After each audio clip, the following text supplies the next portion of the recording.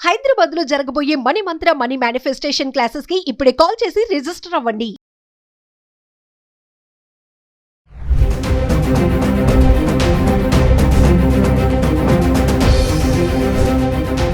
నమస్తే, welcome back to Suman TV. Present మనతో పాటు ఉన్నారు ఫ్యామిలీ కౌన్సిలర్ రజనీ రమ్మ గారు. నమస్తే మ్యామ్. నమస్తే నవీన. మేడం, ఇప్పుడు భార్యని అనుమానించే భర్తలు అంటే అందరి గురించి కాదు, ఇక్కడ మంచి భార్య ఆవిడ నేచరే అలా ఉంటుంది. ఏంటంటే ఫ్రెండ్లీ నేచరు, నవ్వుతూ మాట్లాడడము, నీట్గా తయారవ్వడము, అందంగా ఉండాలి అనుకోవడం అనేది ఆవిడకి స్టార్టింగ్ నుంచి ఆవిడ వ్యక్తిత్వమే అలా ఉంటుంది. ఇక్కడ భర్త ఏంటంటే అది వచ్చలేడు అనుకోవాలా ఏమనుకోవాలో అతనికి ఒక అనుమానం అనమాట ఈ పైన. అంటే దీన్ని ఎలా చూడొచ్చు అంటారు? ఇది రెండు రకాలుగా చెప్పుకోవచ్చు. ఒకటి పెంపకం విధానం, శాడిజంగా తయారవుతారు వాళ్ళు పెళ్ళాలు వచ్చేటప్పటికి. ఇంకొకటి ఏంటంటే ఏదో లైఫ్లో ఏదో ఒక సంఘటనలు వాళ్ళకి చేదు అనుభవాలు ఉంటాయి. సో ఆ రెండిటి వల్ల అలా ప్రవర్తిస్తారు. ఇంకొకటి చెప్పాలంటే థర్డ్ కేటగిరీ కూడా ఉంటుంది. అదేంటంటే ఓర్వలేనితనం, జెలసి. భార్య అంటే అసూయపడే భర్తలు ఉన్నారు తెలుసా. అమ్మో ఇంత అందంగా ఉంది, దీనికి అందంగా ఉందని పొగరు, గర్వం, ఇలాంటివన్నీ వాళ్ళకి వాళ్ళు అనేసుకుంటూ ఉంటారు. ఇంకోటి ఏంటంటే ఇప్పుడు ఒక వ్యక్తిత్వంగా జీవిస్తున్నారు భార్యలు అని అంటే చాలామంది 90% మగాళ్ళకి నచ్చకపోవచ్చు. ఏంటి ప్రతిది నన్ను అడగదేంటి ఎర్రిమొహం వేసుకుని, ఇదేంటి అదేంటి, ఇది ఎలా ఉంటుంది అది ఎలా ఉంటుంది, అంటే తెలియన నాకేం తెలీదు అన్నట్టుగా అడగాలని చూస్తారు ప్రతిదీ. ఇంకా ప్రతి ఒక్కటి కూడా అవసరాలకి కూడా డిపెండ్ అవ్వాలని చూస్తారు. ఇప్పుడు భార్య జాబు చేస్తుంది అనుకోండి, చేస్తుంటే కూడా అసూయగానే ఉంటుంది కొంతమందికి. మరి ఆమె చేయలేదనుకోండి, డబ్బు రాదుగా, చచ్చినట్టు నోరు మూసుకుంటారు, లోపల మాత్రం మండుతూనే ఉంటుంది ఎప్పుడూ కూడా. జాబ్ చేయలేదనుకోండి ఆ భార్య, ఇంకా ఎప్పుడూ కూడా ప్రతిదానికి తనని అడగాలి, తన మీద ఆధారపడి ఉండాలి. అడిగిన ప్రతిసారి ఆవిడ చేత్కరిస్తూ, అవమానిస్తూ, తిడుతూ, ఇప్పుడు కాదు అప్పుడు కాదు అని అంటూ ఉంటే అహం చల్లారుతూ ఉంటుంది, అహం సాటిస్ఫై అవుతూ ఉంటుంది. అది ఇది ఒక థర్డ్ కేటగిరీ. ఇది అసూయతో కూడిందనమాట. భార్య అన్నీ తెలిసి ఉండకూడదు. చాలామంది ఒక డైలాగ్ అంటారు, అన్నీ తెలిసిన పెళ్ళాన్ని చేసుకోకూడదురా అని. అవును, డైరెక్ట్గా భార్యతో అంటారు, నిన్ను చదువుకున్న దాన్ని చేసుకుని తప్పు చేశాను, లేకపోతే తెలివిగలదాన్ని చేసుకుని తప్పు చేశాను, అన్నీ తెలిసిన దాన్ని చేసుకుని తప్పు చేశాను, ఏమీ తెలియని దాన్ని చేసుకుంటే సుఖపడేవాడిని అనే డైలాగులు వినపడుతూ ఉంటాయి చాలా చోట్ల. కాబట్టి ఈ 3 కేటగిరీస్ ఉంటారు. ఫస్ట్ దానికి వస్తే, చిన్నప్పుడు వాళ్ళ ఇళ్ళల్లో పెంపకాలు అలా ఉంటాయి. ఆడవాళ్ళని ఇంట్లో దేనికి నోరు ఇప్పనివ్వకుండా, లోపల దాక్కోపెట్టి, మంచిగా తయారవనివ్వకుండా, పని పాటలు చేసుకునే విధంగా వాళ్ళ ఇళ్లలో అలవాట్లు ఉంటాయి. మగవాళ్లే అలా పెట్టేసి ఉంచుతారు ఆడవాళ్ళని. ఇంకొకటి ఏంటంటే వాళ్ళు బాగానే ఉండి కూడా వచ్చే భార్యని ఇలా తొక్కిపెట్టి ఉంచాలరా, ఇలాగా స్వతంత్రం ఇవ్వకూడదు, ఏ విషయంలో తీసుకున్నా 4 మాటలు ఎక్కువ మాట్లాడకూడదు, ఒక సలహా ఇవ్వకూడదు, ఒక చేతిలో డబ్బు పెట్టుకోకూడదు, తర్వాత తనకై తానుగా అన్ని తెచ్చుకోకూడదు, వెళ్ళి షాపింగ్లు చేయకూడదు, లేకపోతే ఎక్కువ సినిమాలకు తీసుకెళ్ళడము, షాపింగ్లకు తీసుకెళ్ళడము, ఇలాంటివి అలవాటు చేయరు. కొడుకులకి చెయ్యొద్దని నేర్పిస్తారు పెళ్ళైన తర్వాత. పెళ్ళికి ముందు నుంచే నేర్పుతారు, పెళ్ళైన తర్వాత కూడా నేర్పుతూ ఉండబట్టే చాలా కాపురాలు ఇవాళ రోజున కూలుతున్నాయి, కూలిపోయాయి కూడా, నెక్స్ట్ కూడా కూలుతాయి. అలాంటి కుటుంబాలు ఉన్నాయి. ఇంకొకటి ఏంటంటే ఏవో ఒక సంఘటనలు జరుగుతాయి వాళ్ళ లైఫ్లో. జరిగినప్పుడు ఒక ఫోబియా లాగా తయారవుతుంది వాళ్ళకి.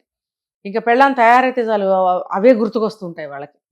గుర్తుకొచ్చి ఇప్పుడు అవసరమా ఇలా తయారవడం, నువ్వు ఎక్కడికి వెళ్తున్నావు, నువ్వు నీకోసం ఎవరు వస్తున్నారు అనే మాటలు స్టార్ట్ అయినప్పుడు మనలాంటి వాళ్ళం ఏమనుకుంటామంటే అనుమానం అంటాం. ఖచ్చితంగా ఆ భార్య ఏమనుకుంటుందంటే నన్ను అనుమానిస్తున్నాడు. ఇంకోటి, మంచి భార్య ఒక పద్ధతిలో పెరిగిన అమ్మాయి చక్కగా నీట్గా అందంగా ఎప్పుడూ కూడా ఉండాలని కోరుకుంటుంది. అంటే నీట్గా ఉంటే ఆటోమేటిక్గా అందంగా కనిపిస్తాం. అంటే ఏంటి, పిచ్చి పిచ్చిగా ఎలా పడితే అలా తలదూకోకుండా, స్నానం సరిగ్గా చేయకుండా, కొంతమంది 2 రోజులకు ఒకసారి స్నానం చేస్తారు. చక్కగా మార్నింగ్ స్నానం చేసి నీట్గా తలదూకుని మంచి బట్టలు వేసుకుని పూజ చేసుకుని ఇంట్లో ఉండడమా, ఇంట్లో పనులు చూసుకోవడమా, లేకపోతే ఆఫీస్కి వెళ్ళి ఉద్యోగం చేసుకోవడమా అనే వాళ్ళ దైనందిన కార్యక్రమాల్లో పడతారు. వాళ్ళు మార్నింగ్ టు ఈవినింగ్ వరకు అటైర్ అనేది నీట్గా ఉండాలని కొంతమంది నమ్ముతారు, దాన్ని ఫాలో కూడా చేస్తారు. అసలు అది కరెక్ట్ కూడా. ఎందుకంటే ఇంటిని చూసి ఇల్లాలని చూడు, ఇల్లాలని చూసి ఇంటి చూడు, అలాంటి మన సామెతలు కూడా ఉన్నాయి.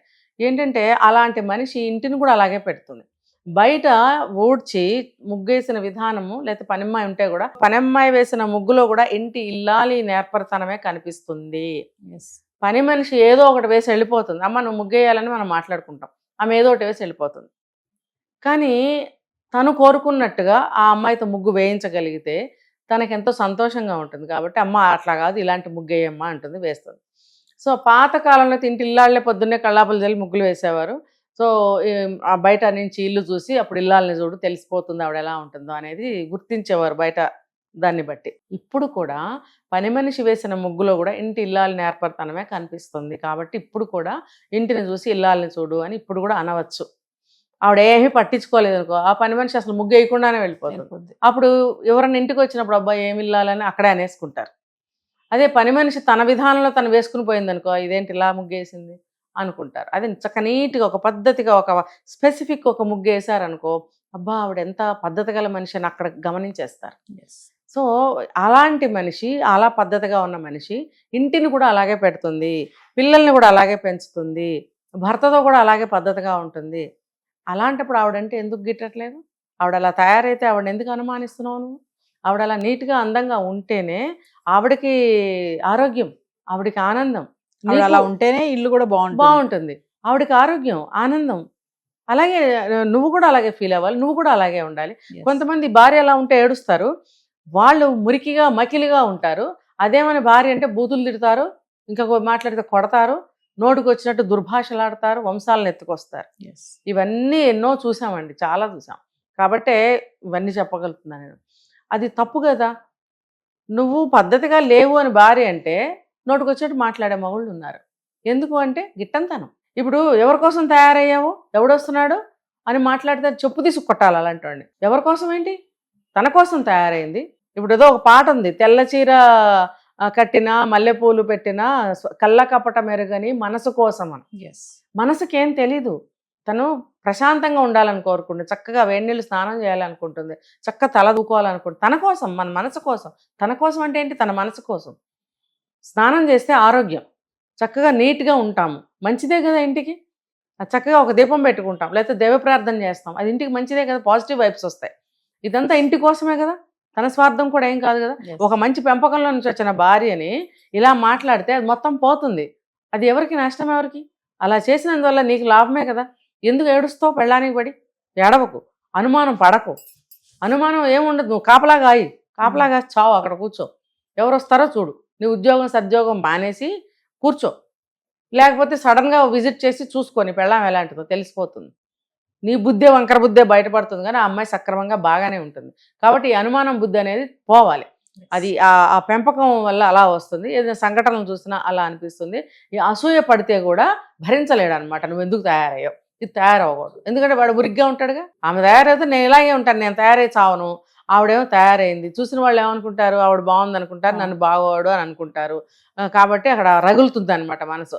అంతేగాని నేను కూడా స్నానం చేసి నేను కూడా నీట్ అయిన బట్టలు వేసుకుని ఉందాము, 3 రోజులైనా వారం రోజులైనా ఆ ప్యాంటు షర్ట్లు ఇన్నర్స్ కూడా మార్చని దరిద్రపు మనుషులు ఉన్నారు. మరి నువ్వు బ్యాడ్ హ్యాబిట్లో ఉండి ఆమె మంచిగా ఉన్నప్పుడు ఆమెకు పడి ఏడవడం దేనికి?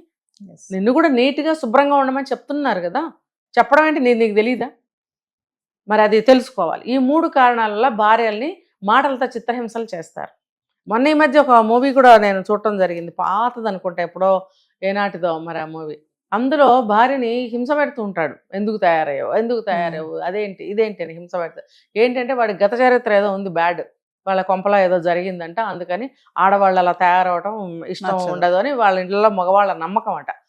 అది తీసుకొచ్చి ఇలా రుద్దితే అది ఒక్కొక్కరికి నచ్చక, మీరు అన్నారు వాళ్ళకి ఇలా తయారై ఉండటం ఇష్టం అని, దాన్ని నువ్వు ఏం చేస్తావు? అది అది అది అదే కరెక్ట్, అసలు అదే కరెక్ట్. ఎక్కడో ఏదో వంశంలో ఒక 100 ఏళ్ల చరిత్రలో ఎక్కడో ఏదో జరిగితే అది మళ్ళీ ఇప్పుడు జరగాలని ఏముంది?